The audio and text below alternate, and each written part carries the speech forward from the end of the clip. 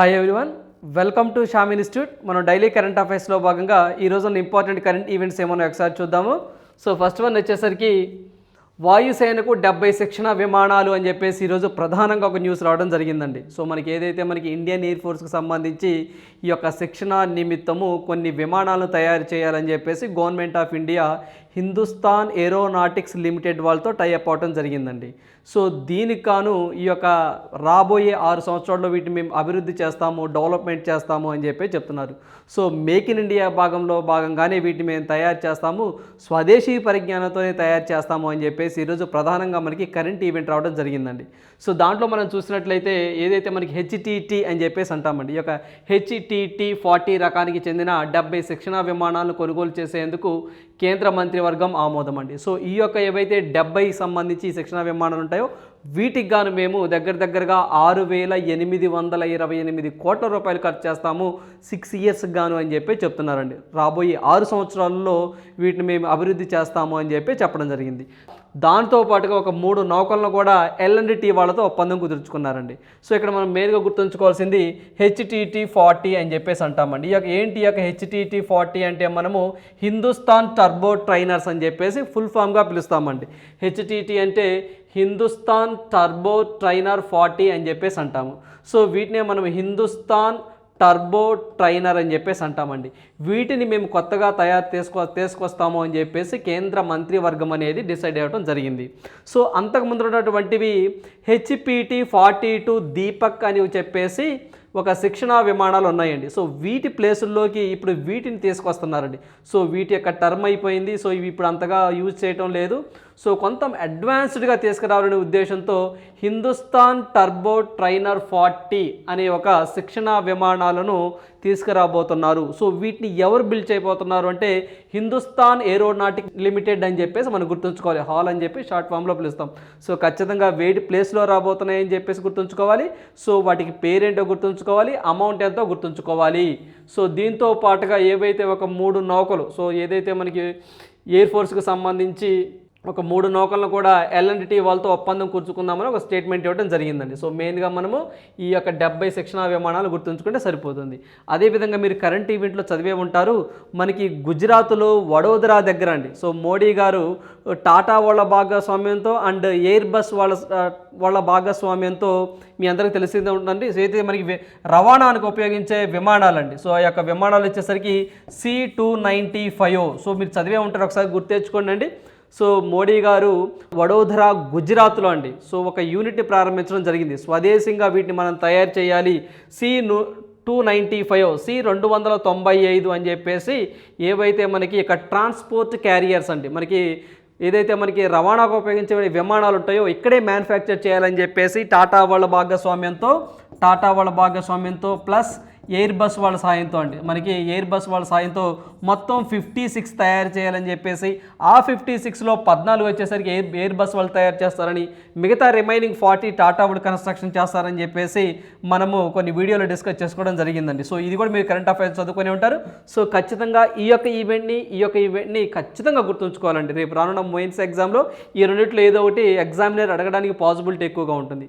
So దీనికి సంబంధించి చూస్తే మొత్తం దగ్గరగా 21,935 కోట్లు కేటాయించారండి దీనికి కాను. సో ఇది కూడా అంతే అండి, రాబోయే 4-5 సంవత్సరాలలో మొత్తం 56 తయారు చేస్తాము అని చెప్పారు.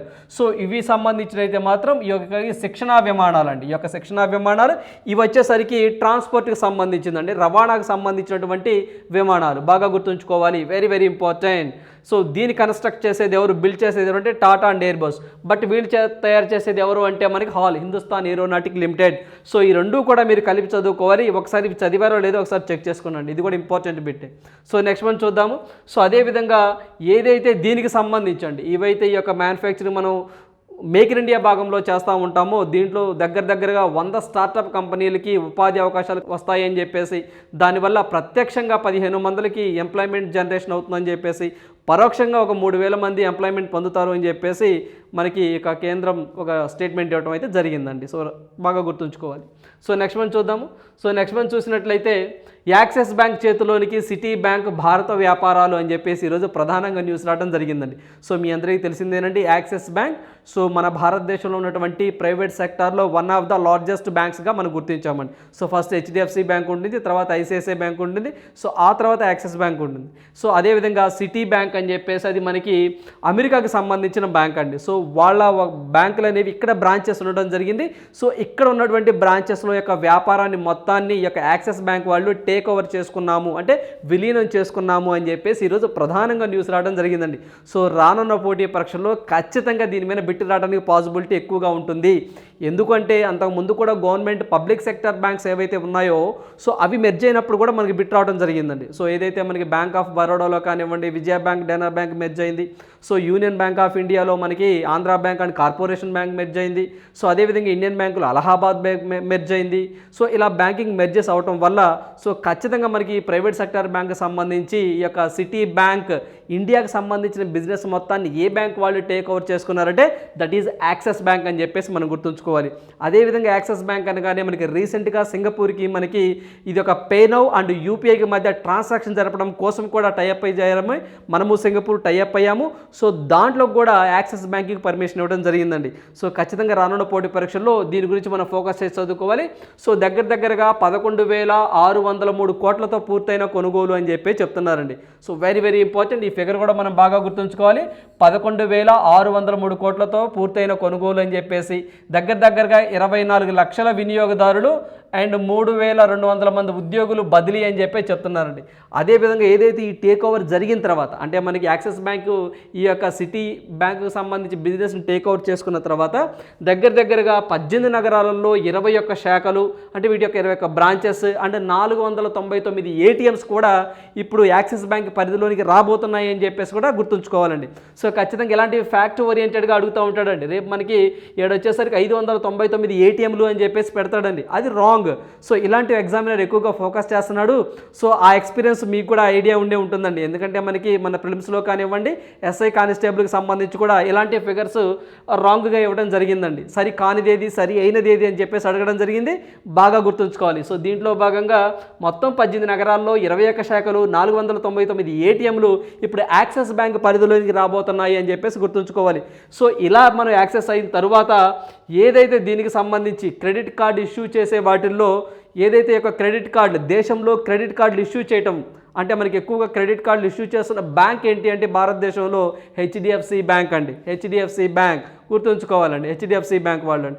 ఆ తర్వాత ఇది 3వ అతిపెద్ద బ్యాంక్ అవతరించబోతుంది అని చెప్పేసి కూడా మనం గుర్తుంచుకోవాలి. Axis bank very important. So దీనికి సంబంధించి కూడా మనము ఖచ్చితంగా ఈ ప్రక్రియ అనేది ఖచ్చితంగా 18 నెలల్లో పూర్తి చేస్తాము అని చెప్పి చెప్తున్నారండి. సో మనకి ఎంఓయూ అయితే కుదిరింది, మెమొరాండమ్ ఆఫ్ అండర్స్టాండింగ్ అగ్రిమెంట్ అయితే కుదిరింది. సో ఈ ప్రాసెస్ ఉంటుంది కదా, అంటే కస్టమర్లని టేక్ ఓవర్ చేసుకోవటం, వాళ్ళకి పాస్బుక్ని ఇష్యూ చేయటం, ఇలాంటి కొన్ని ఇష్యూస్ ఉంటాయి కదా. సో ఈ ఇష్యూ మొత్తం మేము 18 నెలల్లో క్లియర్ చేసుకుంటామని కూడా ఒక స్టేట్మెంట్ ఇవ్వడం జరిగిందండి. సో వెరీ బాగా గుర్తుంచుకోవాల్సిన అంశాలు. సో అదేవిధంగా ఇక్కడ మనం చూసినట్లయితే దీనికి సంబంధించండి, సో ఏదైతే మనకి యొక్క సిటీ బ్యాంక్ అనేది ఏ కంట్రీకి సంబంధించి అని కూడా అంటాడు, దట్ ఈజ్ యూఎస్ఏ. అమెరికాకి సంబంధించిన బ్యాంక్ అని చెప్పేసి మనం గుర్తుంచుకోవాలి, బాగా గుర్తుంచుకోవాలండి, very important. So next one చూద్దాము. సో నెక్స్ట్ వన్ చూసినట్లయితే రాష్ట్రానికి ప్రతిష్టాత్మక మారికో ఇన్నోవేషన్ అవార్డు 2023 అండి. సో మనకి మారికో ఇన్నోవేషన్ అవార్డు 2023 అని చెప్పేసి ఈ యొక్క అవార్డు ప్రతి 2 ఇయర్స్కి ఒకసారి ఇస్తూ ఉంటారండి.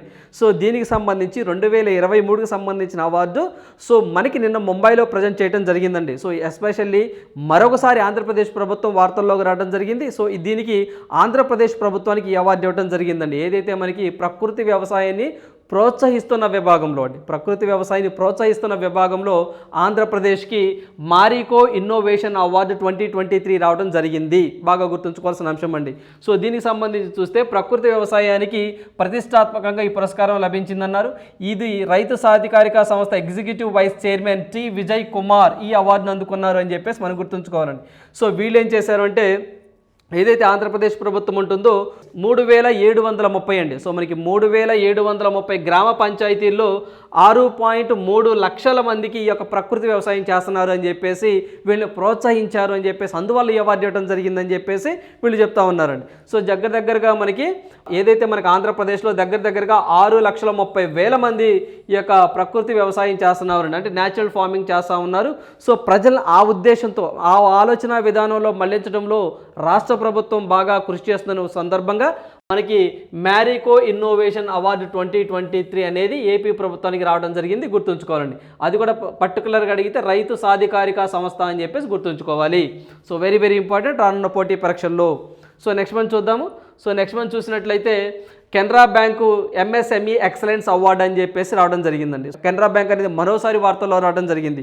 సో మీ అందరికీ తెలిసిందేనండి, కెనరా బ్యాంక్ అనేది ఏదైతే మనకి 4th largest public sector bank ఉంది సంగతి మీ అందరికీ తెలిసిందే. సో మనం ఈ కెనరా బ్యాంక్ గురించి కూడా గత వీడియోలో కూడా మనము డిస్కస్ చేసుకోవడం జరిగిందండి. కెనరా బ్యాంక్ ఎండి అండ్ సిఇఓగా మనకి సత్యనారాయణ రాజు వచ్చారు అని చెప్పేసి, సో ఇది వచ్చేసరికి బెంగళూరు ప్రధాన కేంద్రాలయంగా పనిచేస్తుందని చెప్పేసి, టుగెదర్ వీ కెన్ దీని యొక్క ట్యాగ్ లైన్ అని చెప్పేసి మనం ప్రీవియస్ వీడియోలో డిస్కస్ చేసుకోవడం జరిగిందండి. అదేవిధంగా మనకి లాస్ట్ టైంలో డిసెంబర్ నవంబర్ ఆ ప్రాంతంలో కూడా దీనికి bankers bank of the year award కూడా వచ్చిందని చెప్పేసి డిస్కస్ చేసుకున్నామండి. ఈరోజు మరొక అవార్డు రావడం జరిగిందండి. సో రానున్న పోటీ పరీక్షల్లో ఖచ్చితంగా బ్యాంకింగ్ మెర్జింగ్స్ గురించి కానివ్వండి, ఎలా కింద యాక్సిస్ బ్యాంక్ అండ్ సిటీ బ్యాంకుకి సంబంధించి మెర్జింగ్ టేక్ ఓవర్ జరిగింది, అలాంటివి కానివ్వండి, ఎండీలు ఎవరైనా మారినా కానివ్వండి, ఏదైనా బ్యాంకుకి అవార్డు వచ్చినా సరే ఖచ్చితంగా మనం ఎగ్జామ్ పాయింట్ ఆఫ్ వ్యూలో చదువుకోవాల్సిన అవసరం ఎంతైనా ఉంది. సో దాంట్లో భాగంగా మనం చూసినట్లయితే ఎంఎస్ఎంఈ అంటే micro small medium enterprises excellence award అనేది మనకి కెనరా బ్యాంకు రావడం జరిగిందండి. సో దీనికి సంబంధించి ఈ యొక్క అవార్డుని జలశక్తి మినిస్ట్రీ వెరీ ఇంపార్టెంట్ అండి, గజేంద్ర సింగ్ షెకావత్ అండి. సో ఇతను బహుకరించడం జరిగింది ఏదైతే మనకి ఈ యొక్క bank chief general manager Bhavendra కుమార్కు. సో బాగా గుర్తుంచుకోవాలండి. సో ఎండి అండ్ సిఇఓ ఈ అవార్డు అందుకోలేదు, బాగా గుర్తుంచుకోవాలండి. సో ఎవరు? Bank chief general manager Bhavendra Kumar ఈ అవార్డును అందుకున్నారు. ఇచ్చింది ఎవరు అంటే జలశక్తి శాఖ మంత్రి గజేంద్ర షెకావత్. ఇన్ జనరల్గా కూడా ఇక్కడ ఈ ప్లేస్లో రేపు మనకి ఫినాన్స్ మినిస్ట్రీ ఇస్తాడండి. చూడండి, జనరల్గా మనకి బ్యాంకింగ్ సంబంధించిన బిట్ కాబట్టి జనరల్గా ఇతను జలవనరుల శాఖ మంత్రి అండి. ఇదే మనకి జలశక్తి మినిస్ట్రీ 2019లో రావడం జరిగింది. సో మీ అందరికీ తెలిసిందేనండి. సో అంతకుముందు మనకి national water commission and Ganga rejuvenation అని చెప్పేసి ఉండేదండి. సో దానికి పేరు మార్చి 2019లో మనకి జలశక్తి మినిస్ట్రీ రావడం జరిగిందండి. సో ఇతనేమో వాటర్కి సంబంధించిన ఆయన, ఇదేమో బ్యాంకింగ్ సంబంధించింది. సో కానీ మనం ఎగ్జామ్ పాయింట్ ఆఫ్ వ్యూలో కన్ఫ్యూజ్ అవ్వద్దు, వెరీ ఇంపార్టెంట్. రేపు మనకి ఎగ్జామ్లో మనకి ఫినాన్స్ మినిస్ట్రీ చేతుల మీదుగా అందుకున్నారు అంటారండి. No, that is wrong. కేంద్ర జలశక్తి శాఖ మంత్రి గజేంద్ర షెకావత్ అవార్డును బహుకరించారని చెప్పేసి మనం గుర్తుంచుకోవాలి, వెరీ ఇంపార్టెంట్. సో ఎందుకు ఇదంటే మైక్రో స్మాల్ మీడియం ఎంటర్ప్రైజెస్కి సంబంధించి చిన్న స్టార్టప్ కంపెనీస్ కానివ్వండి, సో ఇలాంటి సంస్థలు అభివృద్ధిలో పాల్పంచుకుంది అంటే వాటికి రుణాలు ఇవ్వడంలో కానివ్వండి, సో వాటికి స్పెషల్గా కొంత అమౌంట్ కేటాయించడం కానివ్వండి, ఆ యొక్క బ్యాంకు యొక్క కృషి ఫలితంగానే ఈ యొక్క ఎంఎస్ఎంఈ సంబంధించి గ్రోత్ పెరిగిందని చెప్పేసి దీనికి అవార్డు ఇవ్వడం జరిగిందండి. సో అంతకుముందు మనం డిస్కస్ చేసుకున్నట్టు ఈ యొక్క కెనరా బ్యాంక్ ఎండి అండ్ సిఇఓగా కె సత్యనారాయణ రాజు వచ్చారు. సో అదేవిధంగా bankers bank of the year award 2022 అని చెప్పేసి కూడా ఈ యొక్క కెనరా బ్యాంకే రావడం జరిగిందండి. సో ఖచ్చితంగా కెనరా బ్యాంక్ గురించి మనం ఖచ్చితంగా గుర్తుంచుకోవాలి. సో ప్రతిసారి చెప్తూ ఉంటామండి. సో మొత్తం పబ్లిక్ సెక్టర్ బ్యాంక్స్ అనేవి ప్రజెంట్ ఇప్పుడు భారతదేశంలో మొత్తం 12 ఉన్నాయండి. ఈ బిట్ కూడా లాస్ట్ టైం అడిగి ఉన్నారండి. So largest public sector bank state bank of India అండి. ఆ తర్వాత పంజాబ్ నేషనల్ బ్యాంక్ అండి, బాగా గుర్తుంచుకోవాలి. Punjab national bank very important. So ఇవి లార్జెస్ట్ బ్యాంక్స్గా ఉన్నాయి పబ్లిక్ సెక్టర్ బ్యాంక్స్లో, గుర్తుంచుకోవాలండి. సో నెక్స్ట్ మనం చూద్దాము. సో నెక్స్ట్ మనం చూసుకున్నట్లయితే జిఎస్టీ వసూళ్లు 1.49 లక్షల కోట్లు అని చెప్పేసి ఈరోజు ప్రధానంగా మనకి న్యూస్ రావడం జరిగిందండి. సో మనకి గూడ్స్ అండ్ సర్వీస్ ట్యాక్స్ అని చెప్పేసి మీ అందరికి ఐడియా ఉంటే ఉందండి. సో ఇది 2017లో, సో మనకి 2017 జూలై 1వ తారీఖు నుంచి ఫోర్స్లోకి రావడం జరిగిందండి. సో అప్పటి నుంచి ఇప్పటి వరకు ప్రతి మంత్ ఎంత జిఎస్టీ వసూళ్ళు అయినాయి అని చెప్పేసి మనకి ఈ యొక్క మినిస్ట్రీ ఆఫ్ ఫైనాన్స్ అనేది ప్రతి మంత్ అనేది డిక్లేర్ చేయడం ఉంటుందండి. సో దీనికి సంబంధించి ఫిబ్రవరి మంత్ కంప్లీట్ అయిపోయింది కాబట్టి ఫిబ్రవరికి సంబంధించినటువంటి లెక్కలు ఏవైతే ఉన్నాయో అవి జనవరిలో పబ్లిష్ చేయడం జరుగుతుందండి. సో దీంట్లో భాగంగా ఈరోజు ప్రధానంగా మనకి ఫిబ్రవరి 2023కి సంబంధించినటువంటి జిఎస్టీ వసూళ్ళు ఎంత అని చెప్పేసి ఎగ్జామ్లో మనకి అడగడానికి పాసిబిలిటీగా ఉంటుంది. అదేవిధంగా అసలు జిఎస్టీ వచ్చిన కాడి నుంచి హైయెస్ట్ వసూళ్ళు ఎప్పుడు జరిగినాయి అని చెప్పేసి కూడా మన ఎగ్జామ్ పాయింట్ ఆఫ్ వ్యూలో గుర్తుంచుకోవాల్సిన అంశాలు. అదేవిధంగా జిఎస్టీ అంటే ఇది ఏ body, it is a constitutional బాడీయా లేకపోతే అడ్వైజరీ బాడీయా స్టాట్యుటరీ బాడీయా అని చెప్పేసి కూడా మన ఎగ్జామ్ పాయింట్ ఆఫ్ వ్యూలో చూసుకోవాలి. సో దాంట్లో భాగంగా మనం చూసినట్లయితే ఫిబ్రవరి ఫిబ్రవరి గణాంకాలు వెల్లడి. 2022లో ఇదే నెలలో పోలిస్తే 12% అధికము. అంటే గత సంవత్సరంతో పోలిస్తే ఇదే నెలలో పోలిస్తే 12% అధికంగా పెరిగింది అని చెప్పి చెప్తున్నారండి. సో 2022 నుంచి ఏప్రిల్ ఇప్పటిదాకా ఏదైతే మనకి ఈ యొక్క జిఎస్టీ చరిత్రలోనండి, అంటే జిఎస్టీ ఎప్పుడైతే ఫోర్స్లోకి వచ్చిందో 2017 జూలై 1 నుంచి అప్పటి నుంచి ఇప్పటి వరకు హయ్యెస్ట్ వసూలు ఎప్పుడు జరిగినాయంటే 2022 ఏప్రిల్లో జరిగినాయండి. సో లాస్ట్ ఇయర్ ఏప్రిల్లో జరిగినాయి. రానున్న పోటీ పరీక్షల్లో ఖచ్చితంగా జిఎస్టీ మీద బిట్టు రావడానికి ఎక్కువగా ఆస్కారం ఉంటుందండి. సో దాంట్లో మనం చూసినట్లయితే ఏప్రిల్ 2022లో హయ్యెస్ట్గా సో 1,67,650 కోట్లు అనేవి హయ్యెస్ట్గా ఇప్పుడు దాకా జిఎస్టీ చరిత్రలో హయ్యెస్ట్ ఇదేనండి. సో మొత్తం ఫిగర్ కూడా మనం గుర్తుంచుకోవాలండి. సో ఖచ్చితంగా ఫిగర్ మొత్తం గుర్తుంచుకోవాలి. రేపు ఎగ్జామ్ పాయింట్ ఆఫ్ వ్యూలో కూడా ఇక్కడ 1,67,600 అని ఇస్తాడండి. సో ఖచ్చితంగా మనం ఈవెన్ దో పిన్ పాయింట్తో సహా మనం నేర్చుకోవాలండి. ఆ తర్వాత సెకండ్ హయ్యెస్ట్ ఎప్పుడయ్యా అంటే మనకి జనవరి 2023 అండి. వెరీ ఇంపార్టెంట్ అండి. So very important. 1,55,922 కోట్లు అనేవి మనకి జనవరి 2023లో రావడం జరిగింది. హయ్యెస్ట్గా ఎప్పుడు వచ్చినాయి? ఇది సెకండ్ హయ్యెస్ట్ అండి. ఇది సెకండ్ హయ్యెస్ట్, ఇది ఫస్ట్ అండి జిఎస్టీ చరిత్రలోనే. బాగా గుర్తుంచుకోవాలి. సో రేపు మనకి ఎగ్జామ్ పాయింట్ ఆఫ్ వ్యూలో కూడా ఎందుకైనా మంచిది ఫిబ్రవరి కూడా గుర్తుంచుకోండి అండి. ఎందుకంటే 2023 కాబట్టి 1,49,577 కోట్లు అని చెప్పేసి మనం గుర్తుంచుకోవాలి. సో ఇదండి దీనికి సంబంధించింది. సో జిఎస్టీ అనేది it is a constitutional body. GST is a constitutional body, గుర్తుంచుకోవాలి. అదేవిధంగా జిఎస్టీకి సంబంధించి ఈ యొక్క కౌన్సిల్కి హెడ్గా ఎవరు ఉంటారంటే ఫినాన్స్ మినిస్ట్రీ ఉంటారు. సో ఈ యొక్క జిఎస్టీ కౌన్సిల్లో మెంబర్స్గా ఎవరు ఉంటారంటే ఆయా రాష్ట్రాల సీఎంలు ఉంటారు. అదేవిధంగా లెఫ్టినెంట్ గవర్నర్లు కానివ్వండి, యూనియన్ టెరిటరీకి సంబంధించిన లెఫ్టినెంట్ గవర్నర్లు కానివ్వండి, ఢిల్లీ పుదుచ్చేరి సంబంధించిన సీఎంలు కూడా ఈ యొక్క జిఎస్టీ కౌన్సిల్లో మెంబర్స్గా ఉంటారు అనే పాయింట్ కూడా మనం గుర్తుంచుకోవాలండి. So very important. ఈ యొక్క జిఎస్టీ హెడ్ క్వార్టర్ ఎక్కడ అంటే మనం ఢిల్లీలో అని చెప్పేసి మనం గుర్తుంచుకోవాలి. జిఎస్టీకి బ్రాండ్ అంబాసిడర్గా ఎవరు ఉన్నారంటే అమితాబ్ బచ్చన్ గారు ఉన్నారని చెప్పేసి కూడా మనం గుర్తుంచుకోవాలి. అదేవిధంగా మనం జిఎస్టీ డేని ఎప్పటి నుంచి జరుపుకుంటున్నాము? Very important. 2018 జూలై 1 నుంచి మనము జిఎస్టీ డేగా జరుపుకుంటా ఉన్నాము అని చెప్పేసి కూడా మనం గుర్తుంచుకోవాల్సిన అంశాలు. Very important. సో నెక్స్ట్ మనం చూసినట్లయితే త్వరలో దేశీయ రహదారులపైకి ఒలెక్ట్రా ఎలక్ట్రిక్ ట్రిప్పర్ అని చెప్పేసి మనకి ప్రధానంగా న్యూస్ రావడం జరిగిందండి. సో ఇక్కడ మీరు పిక్లో చూస్తున్నట్టు దీన్ని ఈ టిప్పర్ అంటారండి. అంటే ఎలక్ట్రానిక్ ట్రిప్పర్ అంటే పూర్తిగా మనకి ఈ యొక్క ఏదైతే మనకి పెట్రోల్ డీజిల్తో నడవకుండా ఏదైతే మనకి విద్యుత్తో అంటే మనకి ఎలక్ట్రానిక్స్తో నడుస్తుందో ఈ యొక్క టిప్పర్ని అనేది అభివృద్ధి చేయడం జరిగిందండి. ఎవరు అంటే మేఘు ఇంజనీరింగ్ సంస్థ అయినటువంటి ఒలెక్ట్రా ఎలక్ట్రానిక్స్ వాళ్ళు ఈ యొక్క టిప్పర్ని తయారు చేయడం జరిగిందండి. సో దీని యొక్క స్పెషాలిటీ ఏంటి అంటే ఏదైతే మనకి హోమోలొగేషన్ ధృవీకరణ జారీ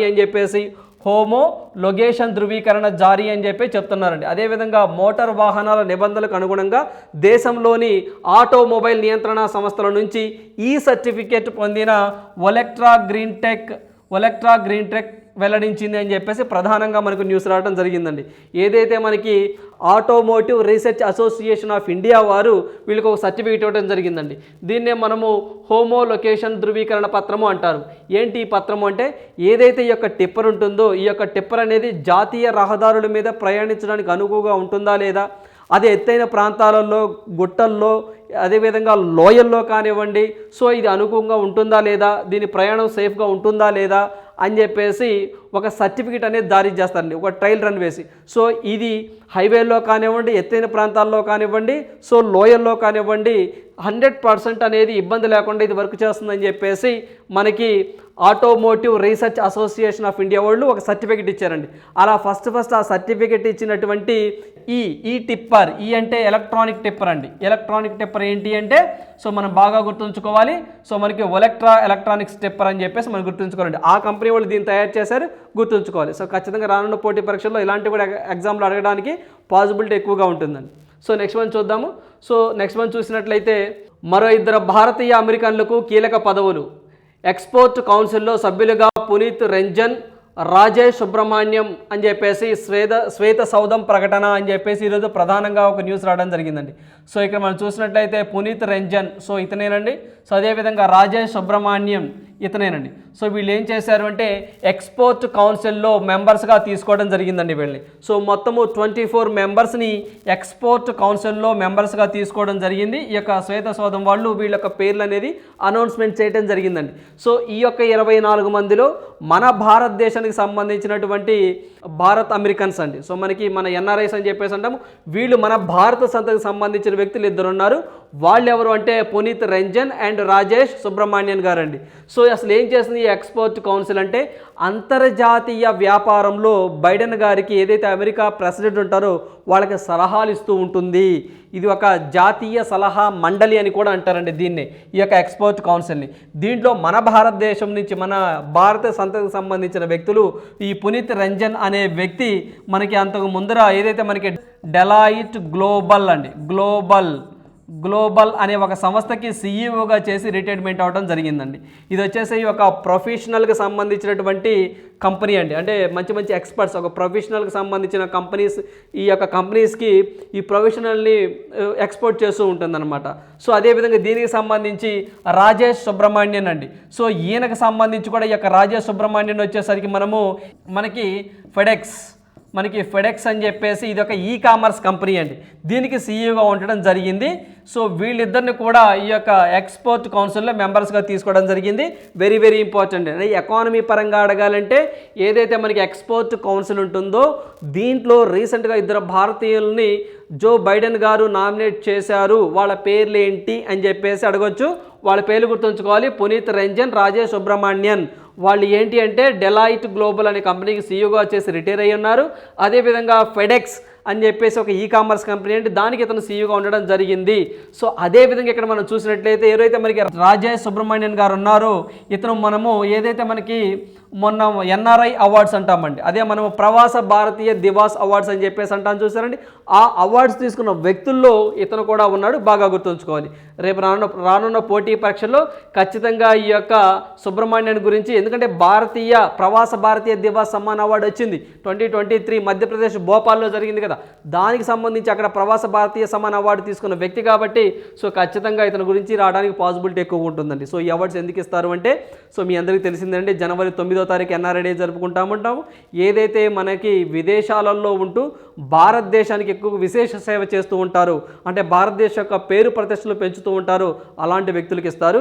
సో ఇతనికి ఇవ్వడం జరిగింది, గుర్తుంచుకోవాలండి. సో ఇతనికి సంబంధించి ఏదైతే మనము ఈ పునీత్ రంజన్ గురించి చెప్పాలి అంటే ఏదైతే ఎకనామిక్స్ టైం వాళ్ళు global Indian of the year award, so ఇతనికి వచ్చేసరికి మనకి global Indian of the year award అని చెప్పేసి ఒక అవార్డు ఇచ్చారండి. సో ఎవరు ఇచ్చారంటే మనము ఎకనామిక్స్ టైమ్స్ వాళ్ళు ఈ యొక్క అవార్డు ఇవ్వడం జరిగింది దీనికి 2022లో. సో ఈ రెండు కూడా మనం గుర్తుంచుకోవాల్సిన అంశాలు.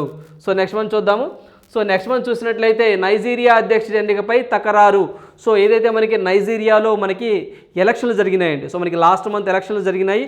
ఆ ఎలక్షన్స్లో సో ఎవరైతే ఇక్కడ మీరు చూస్తున్నట్లు బోలా టినూబు ఆయన పేరు అంతేనండి. ఇలాంటి పేర్లు అలానే ఉంటాయి, అలానే గుర్తుంచుకోవాలి. టినూబు, టాబు అలానే గుర్తుంచుకోండి. బోలా టినూబు అనే వ్యక్తి 37% ఓట్లతో మెజారిటీతో గెలుపొందడం జరిగిందండి. సో అక్కడ ఎవరైతే ప్రత్యర్థి ఒక వ్యక్తి ఉంటారో అతని పేరు వచ్చేసరికి అటూకి అబూ బాకర్. సో ఇతనికి వచ్చేసరికి 29% ఓటింగ్ రావడం జరిగిందండి. సో ఇతనికి 37% ఓటింగ్ రావడం జరిగిందండి. కానీ కొన్ని ఎలక్షన్ అవకతవకలకు పాల్పడ్డారు అని చెప్పేసి ఎవరైతే మనకి యొక్క అబూ బాకర్ అనే వ్యక్తి అతని మీద పదునైన అస్త్రాలతో విమర్శలు చేసి అక్కడ ఉన్నటువంటి సుప్రీంకోర్టుకు వెళ్ళడం జరిగిందండి. సో అది పెండింగ్లో ఉంది. సో అక్కడ కొంచెం వివాదాస్పదంగా కూడా ఉంది. సో ఇలాంటి వివాదాస్పదమైనటువంటి విషయాల్ని మనం ఖచ్చితంగా మెయిన్స్ పాయింట్ ఆఫ్ వ్యూలో చదువుకోవాలి. నైజీరియాకి సంబంధించి రీసెంట్గా అధ్యక్షుడు వచ్చారు, ఆయన పేరు బోలా టినూబు. సో అక్కడ ఎందుకు ఇష్యూ జరుగుతుందంటే సో ఎవరైతే మనకు అబూ బాకర్ వీళ్ళిద్దరి మధ్య కొంత రాజకీయ పోరు నడుస్తూ ఉంది, అందువల్ల మనం గుర్తుంచుకోవాలి. Very very important. అదేవిధంగా రీసెంట్గా మీరు చూసినట్లయితే ఇజ్రాయెల్కి సంబంధించి ఆ ఇష్యూ జరుగుతూ ఉంది. సో బాగా గుర్తుంచుకోవాలండి, వెరీ వెరీ ఇంపార్టెంట్. ఇజ్రాయెల్ కానివ్వండి, పెరు కానివ్వండి, అక్కడ కొంచెం ఇబ్బందికరమైన వాతావరణం ఉందండి.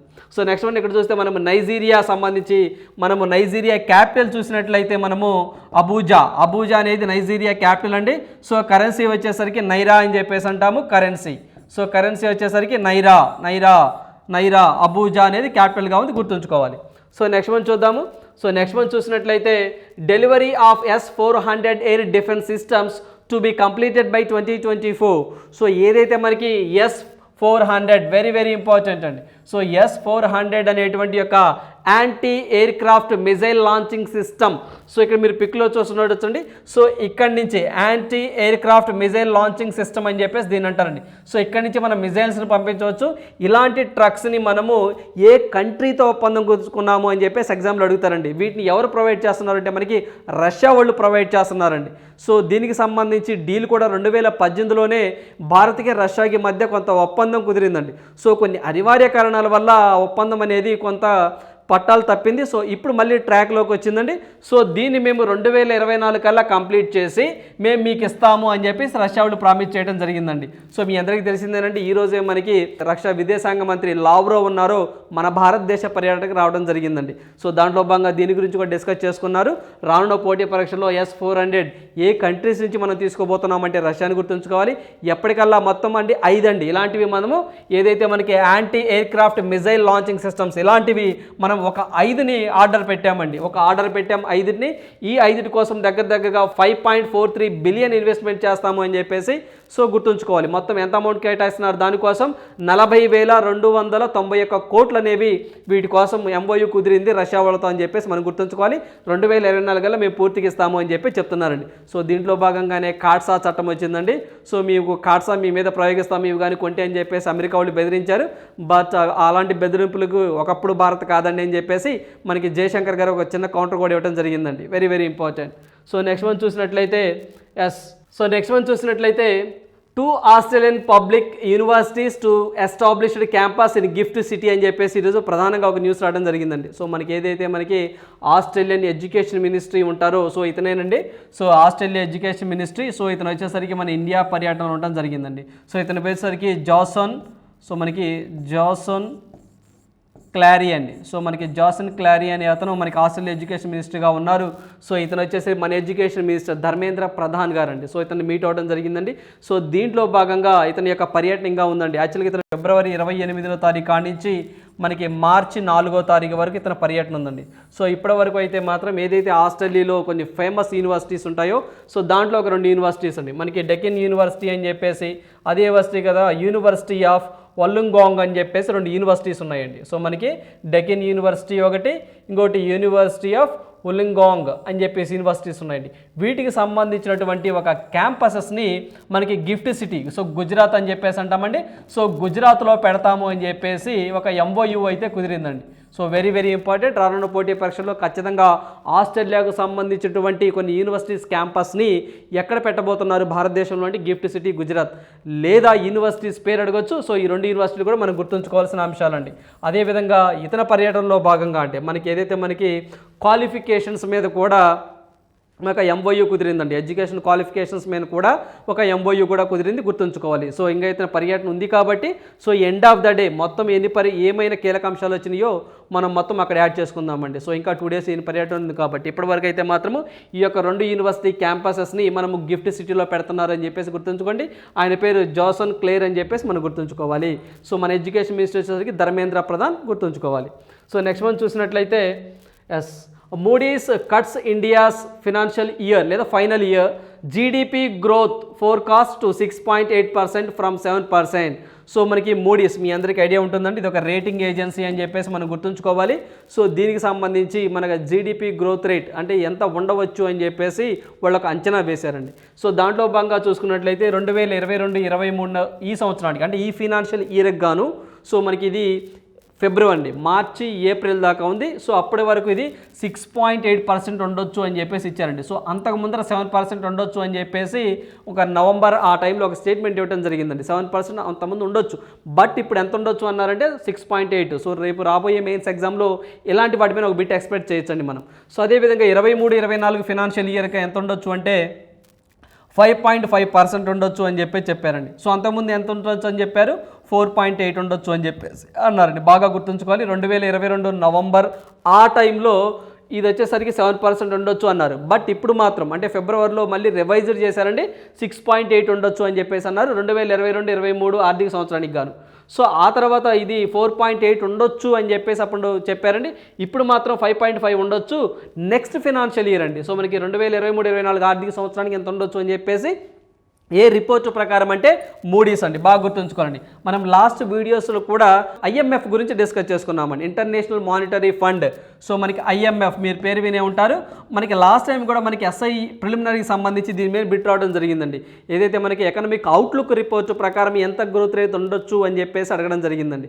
సో దాంట్లో భాగంగా మనం చూసినట్లయితే IMF అంచనాల ప్రకారము మన యొక్క ఇండియా యొక్క గ్రోత్ రేట్ ఏదైతే మనకి యొక్క GDP గ్రోత్ రేట్ అనేది 2022-23 ఈ సంవత్సరానికి కాను మనకి 6.8% ఉండొచ్చు అని చెప్పేసి అన్నారండి. అదేవిధంగా 2023-24 కాను ఏదైతే మనకి 6.1% ఉండొచ్చు అని చెప్పేసి IMF వాళ్ళు చెప్పారండి. ఇప్పుడు మూడీస్ వాళ్ళు చెప్పారండి. సో ఇలాంటివి ఏమైనా కరెంట్ ఈవెంట్స్లో ఉంటే మీరు ఒక పక్కన నోట్స్ రాసుకోండి. ఇలాంటివి మన చేతిలో ఒక 6-7 న్యూస్ ఉంటే సరిపోద్దండి. మూడీస్ అని చెప్పేసి, IMF అని చెప్పేసి, వరల్డ్ బ్యాంక్ అని చెప్పేసి, రిజర్వ్ బ్యాంక్ ఆఫ్ ఇండియా అని చెప్పేసి, అదేవిధంగా OECD అని చెప్పేసి, ADB ఏషియన్ డెవలప్మెంట్ బ్యాంక్ అని చెప్పేసి, నమూరా అని చెప్పేసి, ఇలాంటివి ఒక 7-8 ఉంటాయి. అవి చదువుకొని వెళ్తే మనం ఖచ్చితంగా ఒక బిట్ ఎక్స్పెక్ట్ చేయొచ్చండి. సో నెక్స్ట్ వన్ చూద్దాము. సో ఈరోజు ప్రధానంగా మనకు ఒక ఫెస్టివల్ అనేది వార్తల్లో రావడం జరిగిందండి. సో మీ అందరికీ తెలిసిందేనండి, హోలీ ఫెస్టివల్ అని చెప్పేసి ఈ మంత్ అంటే మార్చి 8వ తారీఖు జరుపుకుంటామండి. సో దాని సందర్భంగా ఉత్తరప్రదేశ్లో ఈ హోలీ ముందు రోజు అక్కడ లోకల్గా ఒక హోలీని జరుపుకుంటారండి.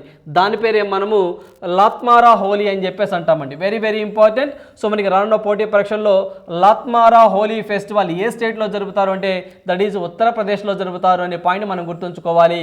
So Lathmar Holi festival held of the Holi festival on March 8th. So బాగా గుర్తుంచుకోవాలి. సో మనకి హోలీ ఏదైతే March 8 ఉంటుందో దానికి ముందు కొంత ట్రయల్స్గా మనకి లాత్మార్ హోలీ ఫెస్టివల్ అని చెప్పేసి ఉత్తరప్రదేశ్లో బాగా ఫేమస్. వెరీ వెరీ ఇంపార్టెంట్ రానున్న పోటీ పరీక్షల్లో. సో బాగా గుర్తుంచుకోవాల్సిన అంశం అండి. సో ఇలాంటివి ఫెస్టివల్స్ కానివ్వండి, అదేవిధంగా ఇంటర్నేషనల్ ఎయిర్పోర్ట్స్ కానివ్వండి, ఇలాంటివి మనం బాగా చదువుకోవాలండి. అదేవిధంగా స్టేడియంస్, క్రికెట్ స్టేడియం కానివ్వండి, ఇలాంటివి స్టాటిక్ పార్ట్లో 1 or 2 బిట్స్ అడగడానికి పాసిబిలిటీగా ఉంటుంది. సో ఫెస్టివల్స్ ఒకటి, ఇంటర్నేషనల్ ఎయిర్పోర్ట్స్ ఒకటి, ఇంటర్నేషనల్ స్టేడియంస్ ఒకటి, ఇవి కూడా కొంచెం చూసుకుంటా ఉండండి మెయిన్స్ పాయింట్ ఆఫ్ వ్యూలో. సో ఇవంటి ఈరోజు important current events. So thank you, all the best.